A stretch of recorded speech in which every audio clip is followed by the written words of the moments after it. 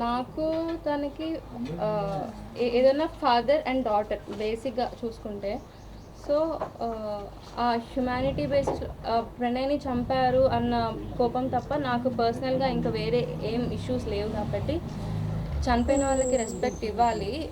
చూడడానికి నేను వెళ్ళాను, బట్ వాళ్ళు ఎలా చేయలేదు. నిన్న మీరు మీ తండ్రి చనిపోయారని తెలిసాక పశ్చాత్తాపం చనిపోయారని ఒక మాట మాట్లాడతారు, దాంతో వాళ్ళు బాగా హట్ అయ్యారు. అది వాళ్ళు మీకు చెప్పారా? చెప్పలేదు. ఎవరు చెప్పారు? వాళ్ళు తప్పించుకోవడానికి చాలా చెప్తారు.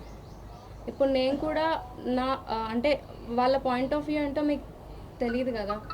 పశ్చాత్తాపంతో చనిపోయారు అని నేను అనుకుంటున్నాను. నా ఒపీనియన్ నేను చెప్పాను. దానికి వాళ్ళు తప్పుపట్టాల్సిన అవసరం అయితే లేదు నాకు తెలిసి. సరే పశ్చాత్తాప పడలేదేమో, పశ్చాత్తాప పడకుండా వేరే రీజన్స్ ఉన్నాయేమో, వేరే రీజన్స్ వాళ్ళకి తెలుసేమో. వేరే రీజన్స్ ఏమనుకుంటున్నారు మీరు? వేరే రీజన్స్ ఇన్ ద సెన్స్, నిన్న వాళ్ళ ఇంటర్వ్యూ చూశాను. కేసు స్టార్ట్ అయింది, ట్రయల్ స్టార్ట్ అయింది అని కొన్ని టీవీ ఛానల్స్లో రేపే జడ్జిమెంట్ అన్నట్టు ఇచ్చారు. కేసు ఇంకా స్టార్ట్ అవ్వలేదు. 1.5 year నుంచి ఎలా ఉందో ఇప్పుడు అలానే ఉంది. ఇంకా ఛార్జెస్ కూడా ఫ్రేమ్ చేయలేదు. ఛార్జెస్ ఫ్రేమ్ చేస్తామని వాళ్ళు అడుగుతుంటే ఒక 2-3 weeks నుంచి పోస్ట్పోన్ చేసుకుంటూ వస్తున్నారు డేట్స్ తీసుకొని. రేపు ఛార్జెస్ ఫ్రేమింగ్ ఉంది. అది కూడా అవుతుందా, వాళ్ళు ఇంకో వాయిదా అడుగుతారనేది మాకు ఐడియా లేదు. కాబట్టి కేసు ట్రయల్ షెడ్యూలే రాలేదు ఇంకా. నాకు తెలిసినంత వరకు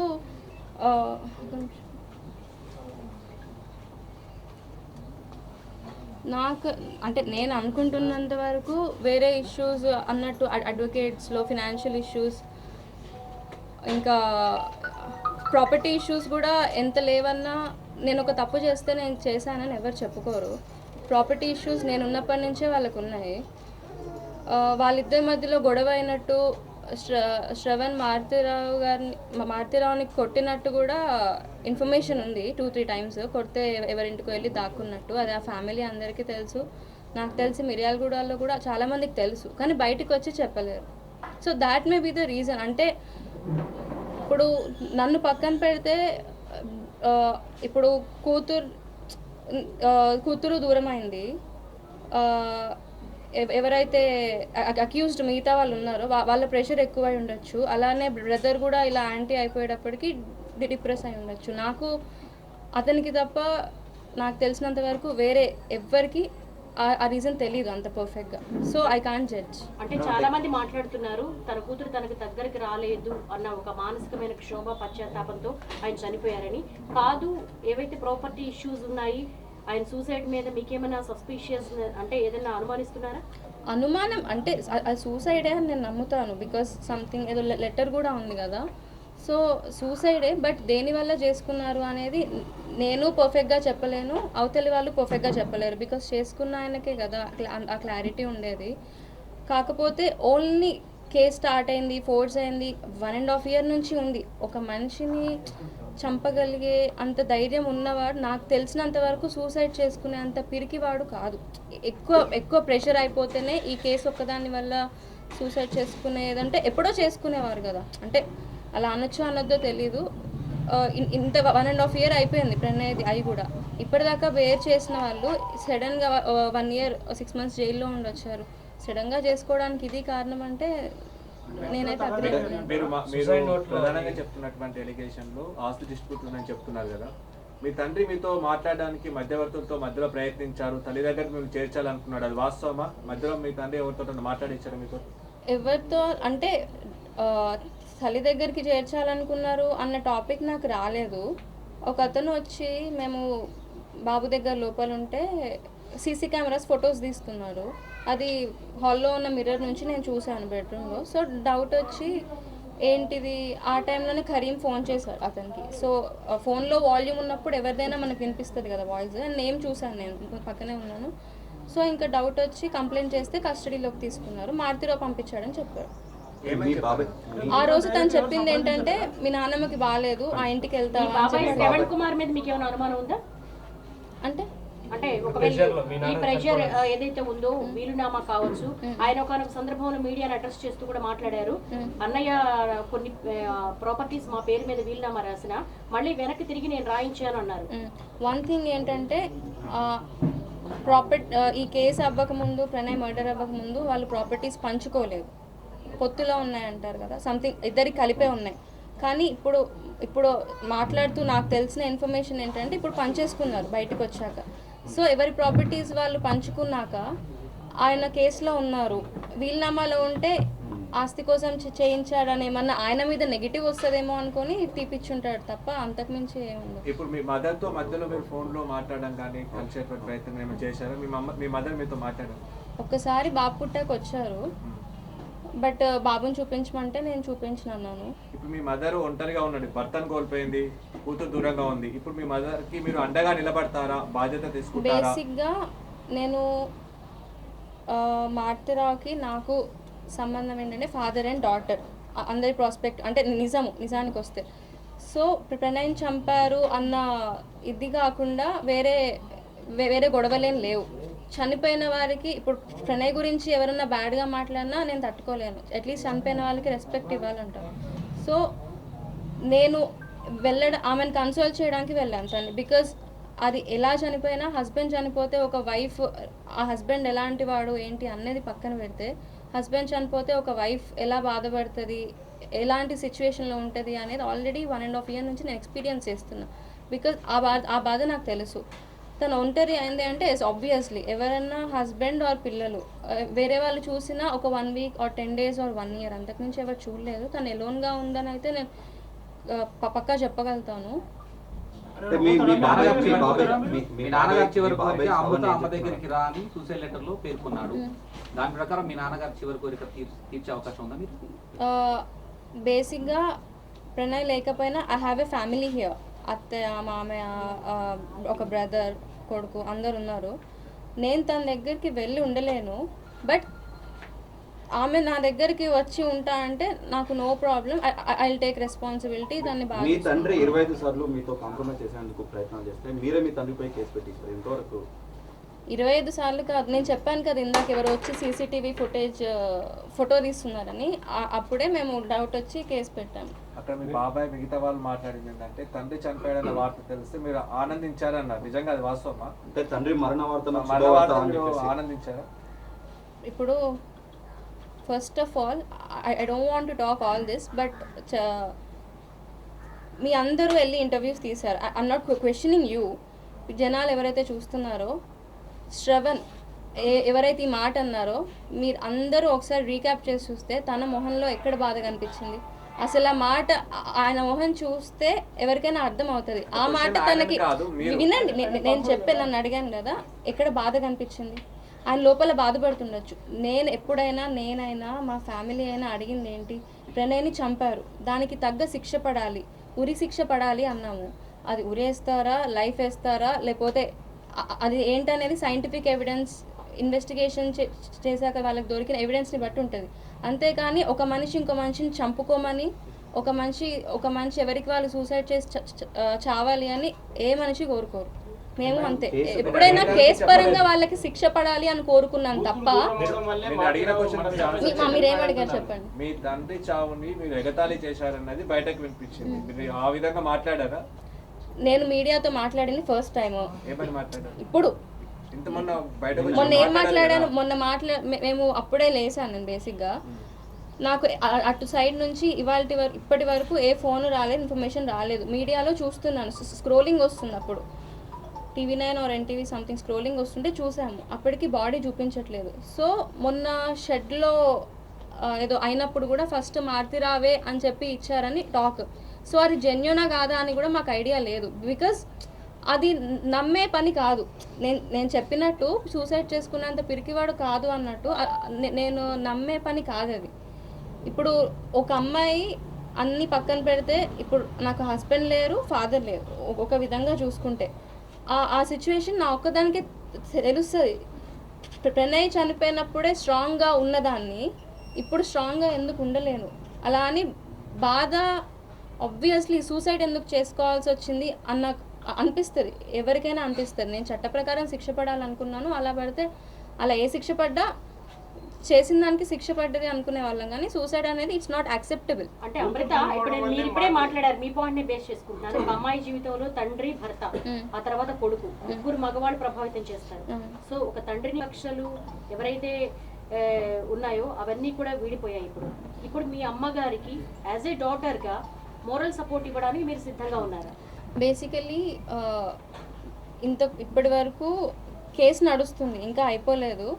సో కేసు పరంగా మేము విక్టిమ్స్ అయితే వాళ్ళు అక్యూజ్డ్ కాబట్టి నేను ఆమెతో మాట్లాడడం జరగలేదు. నేను నా హస్బెండ్ సైడ్ ఎలా అయితే చనిపోయాను, న్యాయం జరగాలి అని ఉన్నానో, తను కూడా ఆమె హస్బెండ్ సైడ్ ఉంది. సో నేను మాట్లాడలేదు. ఇప్పుడు అలోన్ అయిపోయారు. నేనైనా నాకు వీళ్ళు నన్ను అర్థం చేసుకున్నారు, నాతో ఉన్నారు కాబట్టి I have a family now. Alone అయిపోయారు. ఆబ్వియస్లీ తనకి అండగా అంటారా, ఏదైనా అంటారా, తన రెస్పాన్సిబిలిటీ.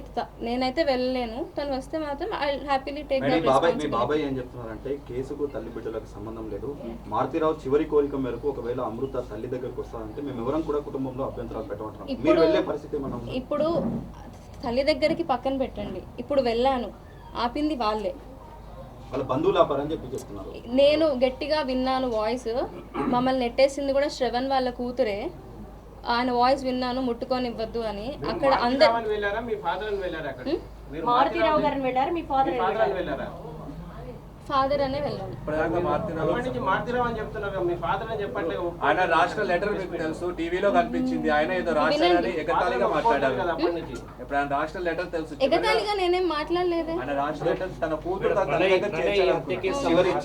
చివరి కోరిక మేరకు ఏమన్నా నాకు అసలు మీకు అడిగే క్వశ్చన్ అర్థం కాలేదు. మారుతిరావు చివరి కోరిక మేరకు ఏమన్నా మీరు మీ భవిష్యత్తులో తల్లి దగ్గరికి వెళ్ళే నేను ఏమన్నానంటే తల్లి దగ్గరికి వెళ్ళడము ఇన్ ద సెన్స్ ఏంటి, ఒక తల్లి దగ్గరికి వెళ్ళాలి అంటే ఈ ఫ్యామిలీని వదిలేసి వీళ్ళతో సంబంధాలు పెట్టుకోకుండా వెళ్ళాలి అంటే ఇట్స్ నాట్ పాసిబుల్. వీళ్ళతో ఉన్నా నువ్వు అమ్మతో కలిసి ఉండాలి అంటే నేను వెళ్ళలేను. ఇఫ్ తను వస్తే ఐ యాక్సెప్ట్ హార్ట్ఫుల్లీ అంటున్నాను. ఇంటర్నల్ ఒకటి చిన్న విషయం మేడం, కరీమి బ్యాచ్ అంతా కూడా ల్యాండ్ డిస్ప్యూట్ గతంలో గొడవలు ఏమైనా జరిగాయి, ఆస్తి కోసం మళ్ళీ వేధించారు, గొడవలు జరిగాయి, ఒకటి బయటకు వస్తుంది. మీకు బాగా తెలిసి ఉంటుంది, కరీం అండ్ మిగతా నలుగురు ఎవరైతే ఉన్నారు వాళ్ళ డిస్ప్యూట్ లో అలా ఉమ్మడిగా ఆస్తులు ఏమైనా ఉన్నాయా? బినామీ ఆస్తులు ఉన్నాయి. అంటే చిన్నప్పటి నుంచి నేను అక్కడ ఉన్ని నేను విన్న దాన్ని బట్టి బినామీ ఆస్తులు కరీం ఇంకా చాలా మంది మీద ఉన్నాయి. ఇప్పుడు మాకేం సంబంధం లేదు, మమ్మల్ని అనవసరంగా ఇరికిచ్చారు అని ఎవరైనా మాట్లాడతారు. కోర్టులో కూడా అదే చెప్తారు. Evidence, scientific evidence are department వాళ్ళు చేసిన ఇన్వెస్టిగేషన్ ఏదైతే ఉందో, ఇప్పుడు సాక్ష్యం ఉంది నిర్భయ కేసులో, ఊరి వరకు వచ్చినా ఎంత పోస్ట్పోన్ చేసుకుంటూ వెళ్తున్నారు. అలా ఉన్న మన చట్టంలో ఏ తప్పు చేయకుండా శిక్ష అయితే ఎవరు వేయరు. మనం చూస్తాం కదా, వాళ్ళు తప్పు చేస్తేనే శిక్ష పడుతుంది, లేకపోతే లేదు. ఆస్తులు మాత్రం బినామీ ఆస్తులు ఉన్నాయి. అండ్ పంచుకోవడం కూడా ఈ మధ్యనే పంచుకున్నారని విన్నాను. ఫస్ట్ నుంచి కూడా ఆస్తి గొడవలో డిస్ప్యూట్స్ ఉన్నాయి. శ్రవణ్ ఎప్పుడైనా ఈయన వెళ్తే అందరూ నీది అంటున్నారు, ఇద్దరిది అని ఎవరు అనట్లేదు, నీ పేరే చెప్తున్నారు, ఏది చెప్పినా అని ఇంట్లో గొడవలు. అంటే అమృత చిన్నప్పటి నుంచి 18 years గా మీ ఫాదర్ ని బాగా తెలుసు. ఆయన వ్యక్తిగతంగా ఎలా ఉంటారు అన్నది. ఆయన అంత పిరికివాడ సూసైడ్ చేసుకునేంత కాదు. అందుకే ఐ వాజ్ ఇన్ షాక్. మీరు యాక్సెప్ట్ చేస్తారా కూతురు కోసం చనిపోయేంత ప్రేమ ఉందని? సంబంధించి వివాదం తలెత్తే అవకాశం ఉంది. ప్రణయ్ హత్య కేసు కంటే కూడా వారసురాలుగా మీరే కదా వివాదాలు ఎక్కువగా వచ్చే అవకాశం ఉంది. ఈ నేపథ్యంలో మీ అమృతగా మారుతిరావు డాక్టర్గా మీ రోల్ ఎలా ఉండబోతుంది? బేసిక్గా ఆస్తి గురించి నాకు అంత ఐడియా లేదు. చిన్నప్పటి నుంచి ఏం ఆస్తులు ఉన్నాయి, ఎక్కడ ఉన్నాయి అని కూడా నాకు తెలియదు. వాళ్ళ ఇంటి బ్యాక్ సైడ్ ఒకటి ఉంది, అక్కడ రోజ్ గార్డెన్ ఉండేది, అంతవరకే నాకు తెలుసు. నాకు ప్రాపర్టీ మీద ఎలాంటి ఇంట్రెస్ట్ కూడా లేదు. ఒకవేళ ఉండుంటే ఇన్సిడెంట్ అవ్వగానే నాకెందుకు లేని వెళ్ళిపోయేదాన్ని. అసలు ప్రాపర్టీ గురించి నాకు అవసరం లేదు. అంటే ప్రాపర్టీస్ పైన భవిష్యత్తులో లీగల్ గా ఏమైనా వెళ్ళాలనుకుంటున్నారా? లేదు. మీ తండ్రి కూతురి పైన ప్రేమతోనే నేరస్తుడుగా మారాడు, అదే కూతురి ప్రేమ కోసం ఆత్మహత్యకు పాల్పడ్డాడు అనేది అందరి నోట్లలో వస్తున్న మాట. దీనిపైన మీ స్పందన ఏంటి? ఇప్పుడు అందరికీ పిల్లలంటే ప్రేమ ఉంటారండి. నిజంగా పిల్లలపైన ప్రేమ ఇప్పుడు నేనున్నాను, ఎందుకు వెళ్ళాను? ఒక భార్య భర్తని కోల్పోతే ఆ బాధ ఎలా ఉంటుంది నాకు తెలుసు. ఆమెని కన్సోల్ చేయడానికి వెళ్ళాను అమ్మని. సో నీ కూతురు మీద నీకు ప్రేమ ఉన్నప్పుడు పక్క వాళ్ళకి వాళ్ళ పిల్లల మీద అంతే ప్రేమ ఉంటుంది అన్నది కూడా ఆలోచించాలి. అది నిజమైన ప్రేమ, అంతే కదా. ఇప్పుడు మామయ్యకి అత్తయ్యకి వాళ్ళ అబ్బాయి మీద అంతే ప్రేమ ఉంటుంది, ప్రణయ్కి కూడా మాకు పుట్టిన బాబు మీద అంతే ప్రేమ ఉండేది. సో స్వార్థం అంటారు, ప్రేమలో కూడా స్వార్థం ఉండదు కదా. ఇప్పుడు అనొచ్చు ప్రేమలో స్వార్థం ఉండొచ్చు కదా అంటే నువ్వెందుకు వెళ్ళిపోయి పెళ్లి చేసుకున్నావు? లైఫ్ లాంగ్ కలిసి ఉండేవారు, నచ్చిన వాళ్ళతో ఉండాలని నా ఉద్దేశం.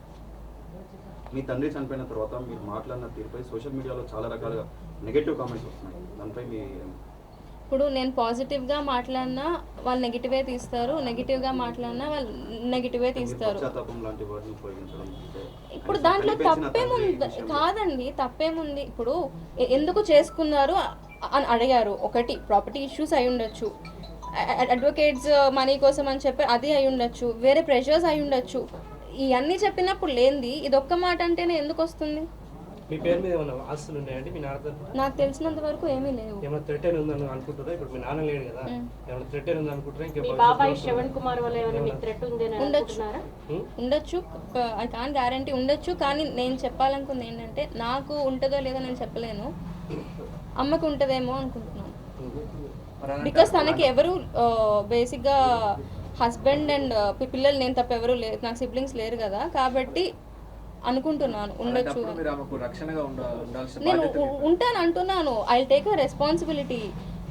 తనని కలుస్తాను కాదనట్లేదు, కానీ వీళ్ళతో విడిపోతేనే వాళ్ళని కలవాలి అంటే మాత్రం కుదరదు. అంటే మీరు ఒక మాట అంటున్నారు, వచ్చి మాతో ఉంటే నేను యాక్సెప్ట్ చేస్తాను, కానీ అత్తగారు దగ్గర నువ్వు ఉన్నప్పుడు బియ్యం వాళ్ళ ఇంట్లో ఉండడం అనేది మన ఇండియన్ కల్చర్ లో కావచ్చు. నేను వీళ్ళ దగ్గర ఉండను, నేనే వేరే దగ్గర ఉండి వీళ్ళని నా దగ్గర ఉంచుకుంటాను, తన్ని నా దగ్గర ఉంచుకుంటాను. ఓకే. జనరల్గా మీ నాన్న నేచర్ ఏంటండి? మారుతిరావు ప్రణయ హత్యకు సంబంధించి మారుతిరావు ప్లాన్ చేశారా, శ్రవణ్ ప్లాన్ చేశారా అసలు?